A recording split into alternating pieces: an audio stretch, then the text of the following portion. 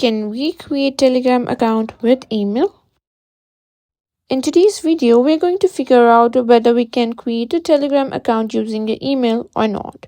Yes, you heard that right. Telegram is known typically for using your phone number, but we'll walk through the steps to sign up and set up your account using an email address. Let's jump right in. First, if you haven't already, simply download the Telegram app. You can get it from App Store. Simply open it and you'll be greeted with the start messaging. Simply tap on it.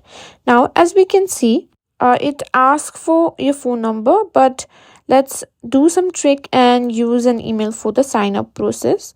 Now, what we can do is try signing up with an email by using Telegram's web or desktop app. So let's open up your web browser and simply type in web.telegram.org. And let's tap on the first site, which is the official Telegram site. Here we may be able to enter email, but as we can see, here is no any email kind of stuff. We need to enter our number. So for now, it is not possible to sign up to Telegram using email address.